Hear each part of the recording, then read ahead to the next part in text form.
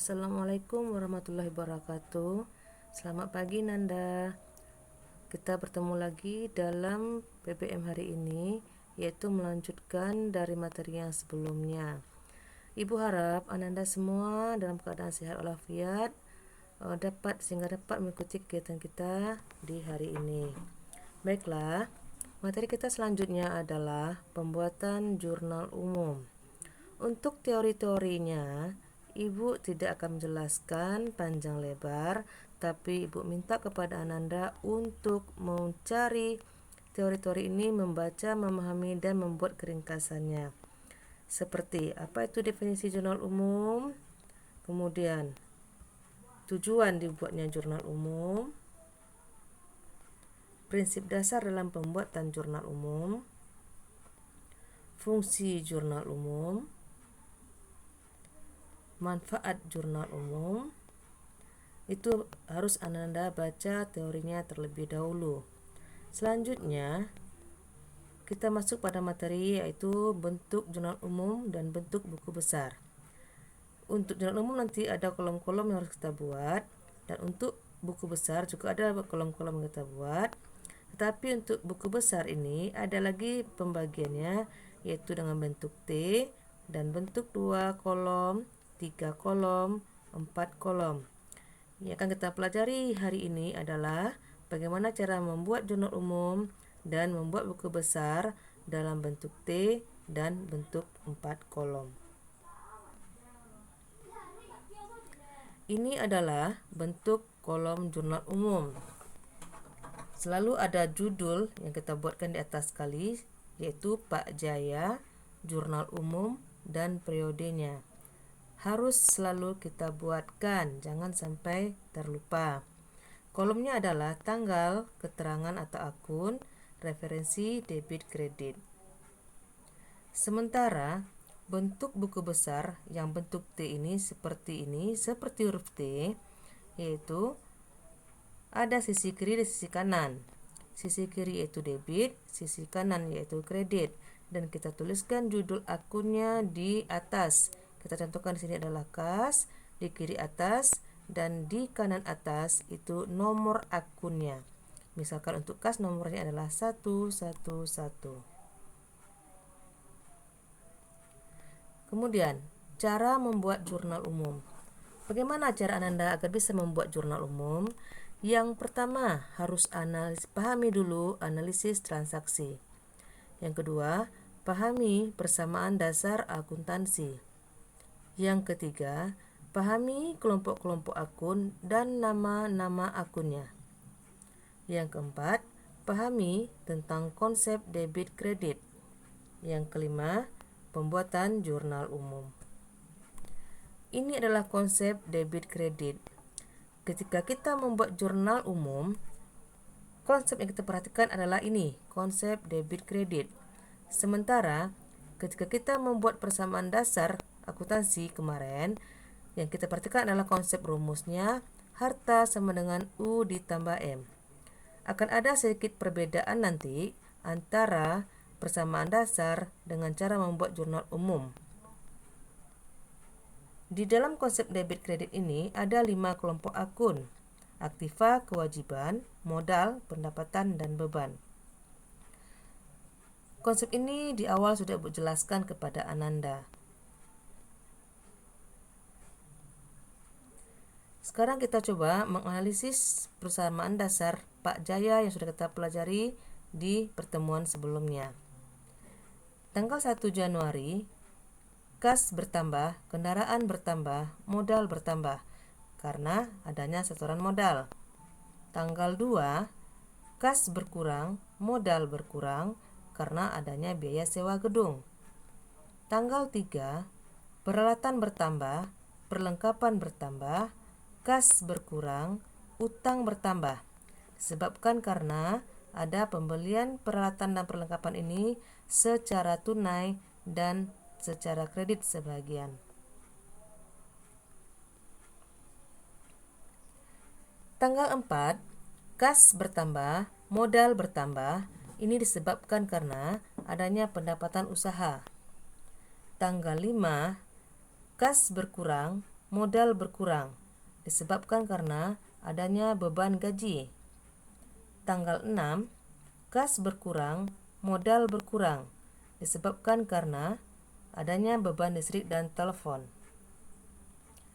Tanggal 7, ini bertambahkan datanya dari yang sebelumnya.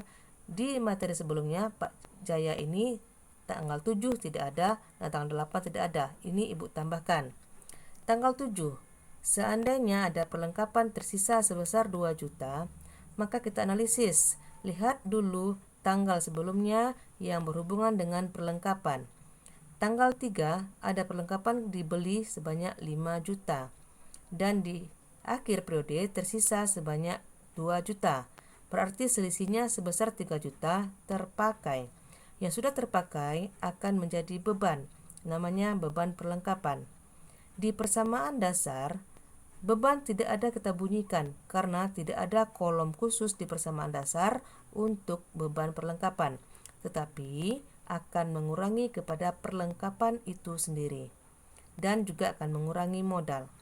Sementara ketika kita membuat jurnal umumnya, perlengkapan yang terpakai akan dianggap menjadi beban. Maka beban bertambah, namanya beban perlengkapan, catat di sebelah debit, dan akan mengurangi perlengkapan, catat di sebelah kredit, angkanya 3 juta, sebanyak yang terpakai. Tanggal 8, seandainya peralatan disusutkan sebesar 1%, maka dihitung 1% dari 10 juta. Angka 10 juta kita dapatkan dilihat dari transaksi yang sebelumnya, yaitu juga tanggal 3, di mana perlengkapan dibeli sebesar 10 juta, kemudian disusutkan sebesar 1%. Maka analisisnya di persamaan dasar, peralatan berkurang 100.000 dan modal juga berkurang 100.000. Seandainya di dalam persamaan dasar ada dibuatkan kolom akumulasi penyusutan peralatan, maka angka 100.000 ini akan dituliskan di kolom akumulasi penyusutan. Di jurnal umum, penyusutan ini akan menjadi beban, namanya beban penyusutan peralatan. Dan pasangan kreditnya adalah akumulasi penyusutan, Ibu singkat AKPY. Nilainya sebesar 100.000.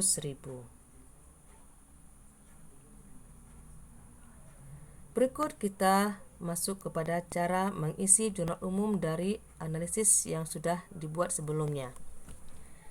Tanggal 1, kas bertambah debit, kendaraan bertambah di debit. Dan modal bertambah juga di kredit sebesar 600.000. Beban sewa gedung di debit 20 juta, kas di kredit 20 juta. Peralatan di debit 10 juta, perlengkapan 5 juta, kas 8 juta, utang 7 juta. Ini untuk tanggal 3. Tanggal 4, kas di debit 10 juta, pendapatan usaha di kredit 10 juta. Tanggal 5, beban gaji. Dalam persamaan dasar tidak ada tadi kan kolom beban gaji, tetapi di dalam jurnal umum beban gaji itu ada karena ketika kita membuat jurnal umum itu yang kita perhatikan adalah konsep debit kredit. Maka ketika bayar gaji muncul atau bertambah beban gaji kita, beban bertambah catat di sebelah debit, maka adalah beban gaji debit 3 juta dan kas 3 juta. Begitu juga dengan beban listrik tanggal 6. Beban kita bertambah sebesar 400.000, kas berkurang sebesar 400.000. Tanggal 7, perlengkapan tadi sudah terpakai menjadi beban, muncul beban kita di sebelah debit, yaitu beban perlengkapan 3 juta, dan di kredit adalah perlengkapan 3 juta. Kemudian, beban penyusutan peralatan juga muncul ketika ada akumulasi penyusutannya sebesar 100.000 dan akumulasi penyusutan peralatan sebesar 100.000. Jumlahnya adalah 651.500.000.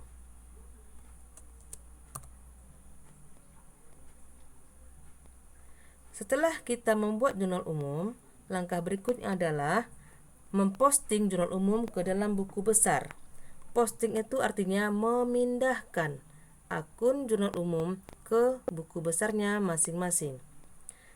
Terlebih dahulu kita data dulu akun-akun mana saja yang tadinya muncul di dalam jurnal umum. Kemudian setelah itu kita urut dia sesuai dengan klasifikasinya. Yang muncul adalah kas, kendaraan, modal, peralatan, perlengkapan, pendapatan usaha, utang usaha, beban gaji, beban listrik dan air, beban sewa, beban perlengkapan, akumulasi penjutaan peralatan, sehingga jumlahnya ada 12 buah. Dan jumlah yang 12 buah ini kan kita buatkan buku besarnya masing-masing. Kita akan buatkan kolomnya sebanyak 12 buah, data bentuk T juga sebanyak 12 buah.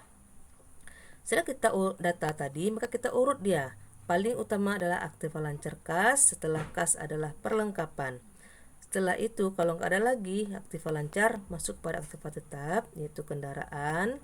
Setelah kendaraan, ada peralatan, kemudian akumulasi penjutaan peralatan itu selalu di bawah aktivanya. Yang keenam utang, yang ketujuh modal, 8 pendapatan usaha, 9 beban gaji, 10 beban listrik dan air, 11 beban sewa, 12 beban perlengkapan. Ini contoh buku besar bentuk T yang kita buat berdasarkan jurnal umum di atas. Kas, nomornya di kanan atas, nama akunnya di kiri atas. Bentuk T seperti ini. Tanggal 1. Untuk mencatat buku besar ini, karena dia adalah akun kas, maka semua akun-akun yang muncul dalam jurnal umum yang berhubungan dengan kas itu kita pindahkan satu persatu ke dalam buku besarnya sesuai dengan tanggalnya berurut. Dan kalau letaknya di dalam jurnal umum itu di sebelah debit, maka ketika posting dia ke buku besarnya, letaknya juga di sebelah debit. Jadi artinya istilahnya tetap gambarnya tidak berubah. Kita lihat di sini tadi, lihat kas. Kas tanggal 1 letaknya di sebelah debit. Jumlahnya 500.000. Ini kita postingkan ke dalam buku besar kasnya, maka letaknya di sebelah debit 500.000. Ini debit. Kemudian tanggal berapa lagi yang terkait dengan kas? Tanggal 2. Letaknya di sebelah kredit, angkanya 20 juta. Maka kita postingkan dia juga ke sebelah kreditnya 20 juta. Tanggal berapa lagi yang terkait dengan kas? Tanggal 3. Di kredit angkanya 8 juta. Kita pindahkan dia juga ke kredit sebanyak 8 juta. Lanjut, tanggal berapa lagi? Tanggal 4. Posisi kas di sebelah debit 10 juta. Kita juga akan pindahkan dia di sebelah debit tanggal 4 10 juta. Masih ada lagi yang berhubungan dengan kas? Kita pindahkan semuanya sesuai dengan kamarnya di dalam jurnal umum itu di mana, dan kita pindahkan dia juga ke buku besarnya dengan kamar yang sama. Setelah itu, kita akan jumlahkan berapa total kolom debitnya, berapa total kolom kreditnya. Di kolom debit jumlahnya 510 juta. Di kolom kredit jumlahnya 31.400.000. Sehingga kalau kita selisihkan dia mempunyai selisih 510 juta dikurang 31.400.000, selisihnya sebesar 478.600.000. Selisihnya ini kita letakkan di sebelah kredit. Kenapa? Karena ini kebalikannya. Ketentuannya, kalau jumlah debit lebih besar daripada jumlah kredit, maka selisihnya letakkan di debit. Sebaliknya, jika jumlah kredit lebih besar daripada jumlah debit, maka selisihnya letakkan di sebelah debit. Di soal kita ini, jumlah debit lebih besar daripada jumlah kredit, sehingga saldonya letakkan di sebelah kredit, tetapi kita berikan namanya saldo D. Saldo D itu artinya saldo debit, letaknya di kredit, jumlahnya sebesar selisih, yaitu 478.600.000. Begitu juga dengan contoh buku besar yang lainnya. Ibu berikan contoh berikutnya adalah buku besar beban gaji, nomornya 511. Seandainya cuma satu saja transaksi yang berhubungan dengan beban gaji, seperti ini tanggal 5 Januari, sebesar 3 juta, maka saldonya di sebelah kredit kita letakkan 3 juta, sehingga jumlahnya akan seimbang antara sebelah debit dan sebelah kredit. Ini dua contoh. Seharusnya kamu harus membuatnya sebanyak akun yang ada, yaitu 12 buah tadi, dan diposting satu per satu. Bagaimana jika kita buatkan dengan jurnal dengan buku besar bentuk 4 kolom? Seperti ini dia. Untuk kas, nama kas juga di atas kiri atas, nomornya di kanan atas, dan ada ibu berikan angka di sini dalam kurung 03, artinya dalam jutaan. Kita juga harus memindahkan jurnal umum tersebut satu persatu, tanggalnya harus urut. Tidak boleh terbalik-balik, tanggalnya harus urut. Semua akun yang berhubungan dengan kas, pindahkan ke buku besar kasnya.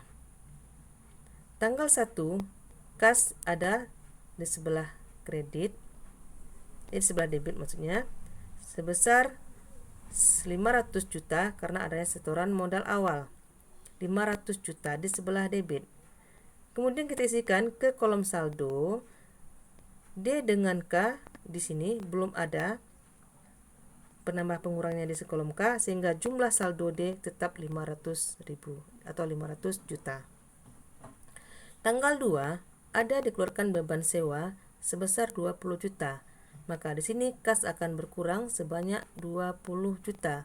Lihat tadi posisi kas kita tanggal 2 itu adalah di sebelah kredit, sehingga kita posting dia ke buku besarnya juga letaknya di sebelah kredit, angkanya sebanyak 20 juta. Untuk mengisi saldonya kita selisihkan. Saldo awalnya tadi 500 juta, kemudian ada di kredit 20 juta, D dengan K itu harus diselisihkan atau dikurangkan, sehingga jumlahnya 480 juta. Kenapa letaknya di sebelah debit? Lihat, angka yang besar adalah angka debit 500 juta, sehingga saldonya pun atau selisihnya pun harus letakkan di sebelah debit. Seandainya kredit lebih besar daripada jumlah debit, maka selisihnya letakkan di sebelah kredit. Begitu kita cara mengisi di kolom saldo. Tanggal 3, pembelian. Ada pembelian yang menggunakan kas sebanyak 8 juta. Berarti kas berkurang, letaknya sebelah kredit 8 juta. Untuk mengisi saldonya sama dengan cara tadi, saldo terakhir kita adalah 480 juta, sehingga saldo berikutnya adalah 480 juta dikurang dengan 8 juta, hasilnya 472 juta. Perhatikan ketentuannya, kolom D, D dengan K dikurang, D dengan D ditambah, K dengan K ditambah. Artinya, di mana posisi angkanya itu, kalau dia sama letaknya, D dengan D, maka kita jumlahkan untuk saldonya. Kalau dia berbeda kamarnya, D dengan K, maka kita akan selisihkan angkanya. Gitu caranya. Berikutnya, ada pendapatan sebesar 10 juta, berarti kas bertambah 10 juta. Maka saldonya, lihat dari saldo yang di atas atau saldo yang sebelumnya, 472 juta ditambah dengan 10 juta. Mengapa? Karena tadi saldonya di sebelah debit, datang lagi angka sebelah debit, maka D dengan D dijumlah, angkanya 482 juta. Kemudian beban gaji. Beban gaji itu menyebabkan kas berkurang sebesar 3 juta. Saldo terakhir tadi 482 juta sebelah debit, kemudian datang angka di sebelah kredit, kamarnya beda ya, 1D 1K, maka kita selisihkan lagi, angkanya menjadi di debit 479 juta.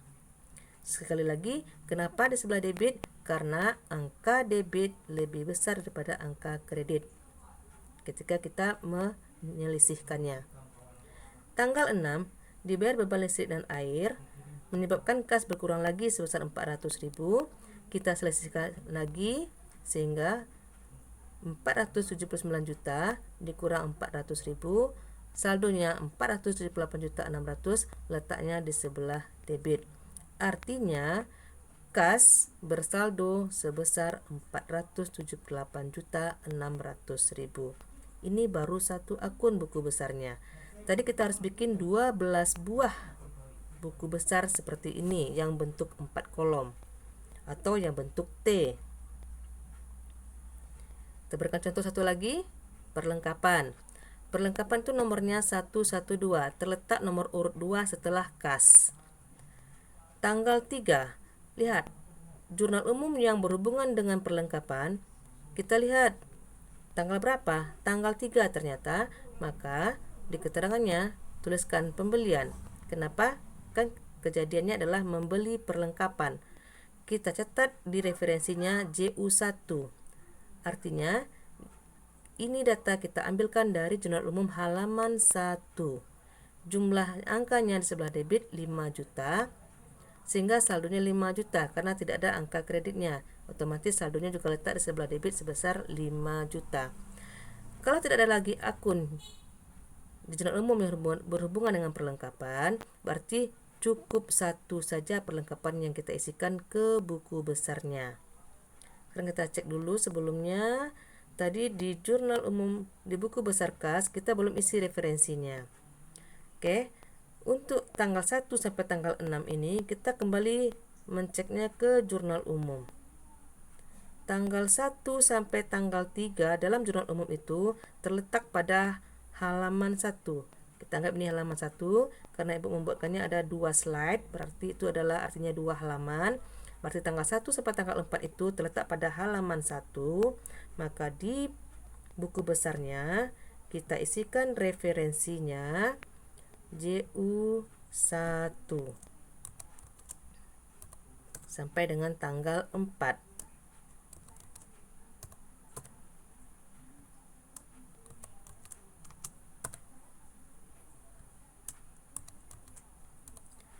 Sementara tanggal 5, 6 dan selanjutnya itu terdapatnya pada jurnal umum halaman 2.